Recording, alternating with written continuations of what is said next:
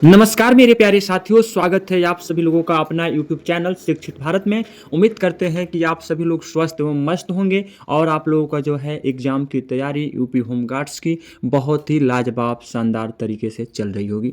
प्यारे साथियों, आप सभी लोग देख रहे हैं कि रोज़ सुबह 9:05 पे आप सभी लोगों के बीच पहली मेरी जो वीडियो पहुंचती है वो 100 अति महत्वपूर्ण प्रश्न होते हैं आपके होमगार्ड्स के लिए। उसके बाद से यूपी जीके का आप लोगों को मिलता होगा प्रैक्टिस सेट, और उसके बाद से जो है विस्तार रूप से जो आपका सिलेबस है हम लोग जो है एक एक चैप्टरों को कवर कराने की कोशिश करते हैं।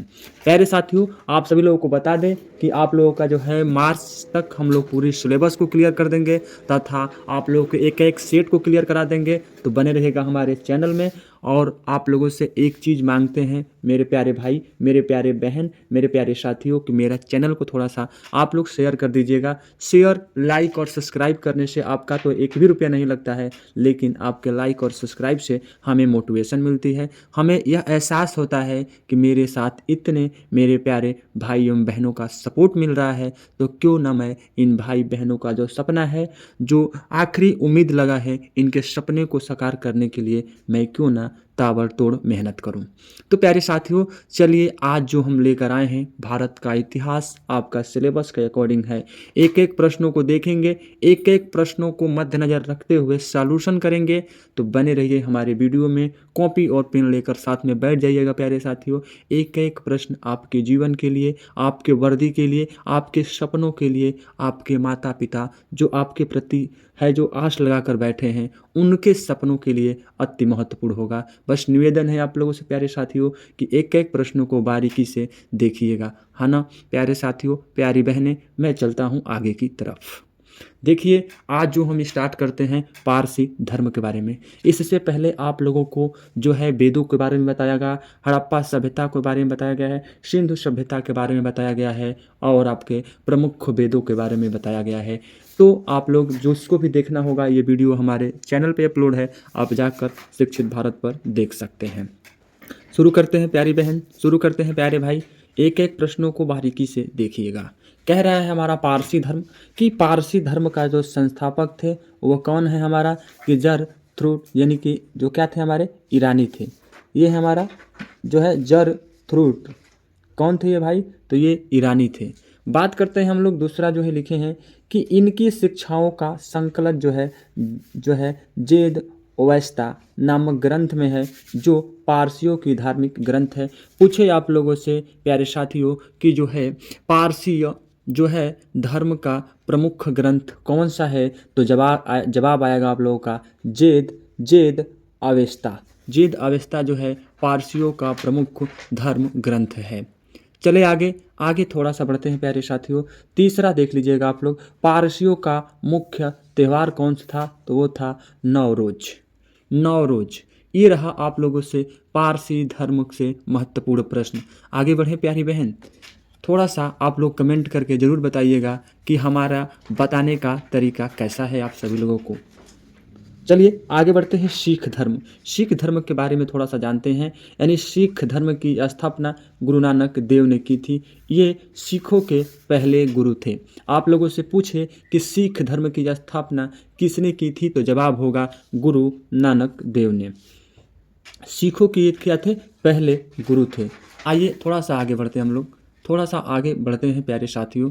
गुरु नानक देव ने जो है लंगर क्या कहते हैं, पंगत व्यवस्था का प्रचलन कराया। इन्हें ही अनेक संगत धर्मशाला स्थापित की। ये उतना इम्पोर्टेंट नहीं है, जो इम्पोर्टेंट होगा आप लोगों के लिए मैं एक एक प्रश्नों को बताऊंगा। चलिए आगे बढ़ते हैं। क्या है हमारा कि देखिए, गुरु नानक देव का जन्म जो हुआ था 1469 ईस्वी में तालवंडी, यानी कि जो है ननकानन साहिबा के अनेक जो है में हुआ था।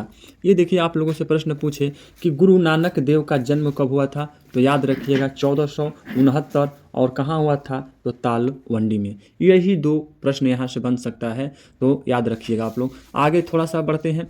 कह रहा है कि जो है गुरु नानक देव की मृत्यु कब हुई थी, तो वो हुआ था 1539 में। कहाँ हुआ था हमारा, कि करतारपुर में हुआ था। जन्म याद रखिएगा, स्थान जहाँ जन्मे थे उनका याद रखिएगा, और उसके बाद से उनकी मृत्यु का जो है सन याद रखिएगा, और उसके बाद से कहाँ पे उनकी मृत्यु हुई थी, तो करतारपुर में। आगे देखिए थोड़ा सा, जो है गुरु अंगद सिखों के दूसरे गुरु थे, इनका मूल नाम क्या था? मूल नाम तो था हमारा लहना था। ओके, आगे प्रश्न हमारा है कि गुरुमुखी जो है, सॉरी, गुरु अंगद जो है सिखों के दूसरे गुरु थे, इनका मूल नाम क्या था? हमारा लहना था, ये बता ही देते।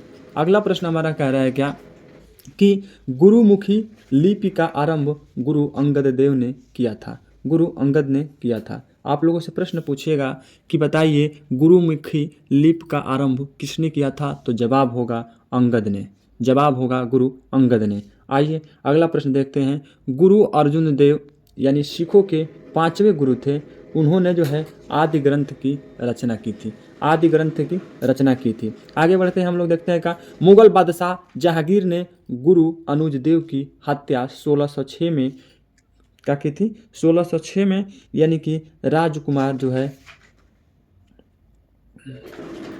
खुसरो की सहायता से करवाने के कारण करवा दी थी। अगला प्रश्न हम लोग देखते हैं, सिखों के 10वें एवं अंतिम गुरु कौन थे? तो गुरु गोविंद सिंह थे। इंपॉर्टेंट प्रश्न है, सिखों के 10वें एवं अंतिम गुरु कौन थे? तो गुरु गोविंद सिंह थे। आगे बढ़ते हैं, देखिए आप लोगों से कि इनका जो जन्म हुआ था 1666 में, कहाँ हुआ था? पटना में हुआ था। इनके निवास स्थान का जो है कहाँ था हमारा? तो आनंदपुर साहिब कहते थे। ओके, ये आपका उतना इम्पोर्टेंट नहीं है। इम्पोर्टेंट प्रश्न ये है कि खलास पंथ की स्थापना कब हुई थी? तो खलास पंथ की जो स्थापना हुई थी वो हमारा 1699 ईस्वी में बैसाखी के दिन जो है गुरु गोविंद सिंह ने की थी। ये रहा इम्पोर्टेंट। आगे बढ़ते हैं, थोड़ा सा सिकंदर, आप यहाँ से आगे की तरफ एक एक प्रश्न आपके लिए महत्वपूर्ण होगा प्यारे साथियों, तो एक एक प्रश्नों को आप लोग देखिएगा। सिकंदर का जन्म कब हुआ था? तो 356 ईसा पूर्व में हुआ था। इनके पिता का नाम क्या था? तो सिकंदर के पिता का नाम पूछे तो आप लोग लिखिएगा फिलिप द्वितीय था, तथा यह जो है मकदूनिया का राजा था। ओके, सिकंदर का जो है गुरु कौन थे? तो अरस्तु थे। अरस्तु का गुरु कौन थे? तो प्लेटो थे, तथा प्लेटो का गुरु कौन थे? तो सुकरात थे। इतना प्रश्न आप लोगों से पूछेगा सिकंदर के बारे में। थोड़ा सा और देखते हैं सिकंदर के बारे में, यानी कि सिकंदर ने भारत पर जो है 326 ईसा पूर्व में आक्रमण किया था। जो है इसका सेनापति जो कौन था? सेल्यूकस जो है निकेटर था। अच्छा, सिकंदर जो है खैबर दर के रास्ते से कहाँ आया था? भारत आया था। महत्वपूर्ण प्रश्न आप लोगों के लिए। थोड़ा सा आगे देखते हैं, सिकंदर का जो है जल सेनापति जो है कौन था? निर्याकस था। ओके, सिकंदर का युद्ध जो है पंजाब के राजा जो है पुरु पोरस के साथ हुआ। यह जो था युद्ध झेलम नदी के किनारे लड़ा गया। इस युद्ध को इतिहास में जो है क्या किया जाता है? हाई डेपिज के तथा झेलम या जो है बीत सता का युद्ध भी कहते हैं। ओके, सिकंदर की सेना में ब्यास नदी को पार करने से मना कर दिया। सिकंदर की मृत्यु कब हुई थी? तो 323 ईसा पूर्व में जो हुई थी, बेबीलोन में 33 वर्ष की अवस्था में हो गई थी। आगे देखिए थोड़ा सा हम लोग बढ़ते हैं हर्याक वंश के बारे में। हर्याक वंश यहाँ शुरू होता है हमारा। हर्याक वंश का जो संस्थापक था कौन था? तो बिम्बिसार था, जो 544 ईसा पूर्व में मगध की गद्दी पर बैठा था। अच्छा, बिम्बिसार ने राजवैद्य जीवक को महात्मा बुद्ध की सेवा करने के लिए उनके पास भेजा था। ये रहा आपका। और देखिए बिम्बिसार ने है जो अंग राज्य को मगध में मिला लिया था। किस राज्य को? अंग राज्य को। बिम्बिसार ने जो था राजगृह को अपनी राजधानी बनाया था। आप लोगों से प्रश्न पूछेगा कि बिम्बिसार का जो था राजधानी क्या था? तो राजगृह था। अच्छा, बिम्बिसार का उपनाम क्या था हमारा? तो श्रेणिक था। अच्छा, बिम्बिसार की हत्या उसके पुत्र अजातशत्रु ने कर दी, और वह जो था 942 ईसा पूर्व में मगध की गद्दी पर बैठा।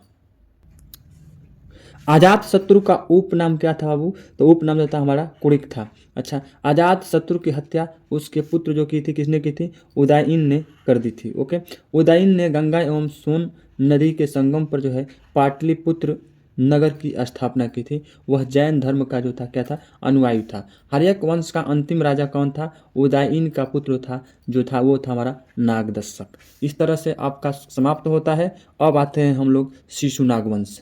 शिशुनाग वंश यानी शिशुनाग वंश जो होता है ने अपनी राजधानी कहाँ बनाया था, पाटलिपुत्र से बदल कर कहाँ बनाया, वैशाली में स्थापित की। ठीक है, शिशुनाग ने जो है अवंती राज्य को मगध में मिला लिया। अच्छा, शिशुनाग का जो उत्तराधिकारी कौन था, तो कलाशोक था। याद रखिएगा, कलाशोक था। अच्छा, कलाशोक के समय वैशाली में द्वितीय बौद्ध संगीत का आयोजन हुआ था। आइए आगे बढ़ते हैं नंद वंश की तरफ। नंद वंश की तरफ, नंद वंश का संस्थापक कौन था, तो महापद्मानंद था। अच्छा, नंद वंश का अंतिम राजा कौन था, घनानंद था। नंद वंश का सर्वाधिक जो है धनी एवं विशाल सेना के लिए प्रसिद्ध था। ओके, जो है घनानंद सिकंदर के समकालीन था। उसको जो है चंद्रगुप्त मौर्य ने युद्ध में पराजित करके मगध पर जो है मौर्य वंश की स्थापना की थी। आगे बढ़ते हैं, थोड़ा सा शुरू होता है यहाँ से हमारा मौर्य वंश। अच्छा, मौर्य वंश की स्थापना चंद्रगुप्त मौर्य ने कितना में की थी, 322 ईसा पूर्व से 298 ईसा पूर्व में की थी। चंद्रगुप्त मौर्य को जो है क्या कहा जाता है कि सेड्रोकोटस भी कहा जाता है। अच्छा, चंद्रगुप्त मौर्य का प्रधानमंत्री कौन था, चाणक्य था। इसकी सहायता से चंद्रगुप्त मौर्य ने घनानंद को हराया था। किसकी सहायता से, तो चाणक्य की सहायता से। अच्छा, चाणक्य ने जो था अर्थशास्त्र नामक पुस्तिका लिखी थी। इस पुस्तक का संबंध प्राचीन भारतीय राजनीति से है। ओके, चंद्रगुप्त मौर्य जो था 322 ईसा पूर्व में मगध की जो है राजगद्दी पर बैठा। चंद्रगुप्त मौर्य किसका अनुयायी था, तो जैन धर्म का अनुयायी था। जैन धर्म का अनुयायी था। बात कर लेते हैं चंद्रगुप्त मौर्य के धार्मिक गुरु कौन थे, तो भद्रबाहु थे। ओके, कौन थे, भद्रबाहु। अच्छा, मेगस्थनीज जो सेल्यूकस निकेटर का राजदूत था, वह चंद्रगुप्त मौर्य के दरबार में रहता था। मेगस्थनीज ने इंडिका नामक पुस्तक लिखी थी। चंद्रगुप्त मौर्य की मृत्यु कितना में हुई थी, तो 298 ईसा पूर्व में जो था सरवड़ बेल गोला में, यानी कि जो कर्नाटक में स्थित है, वहीं पे हो गई थी। अब देखिए चंद्रगुप्त मौर्य के बाद आता है बिंदुसार।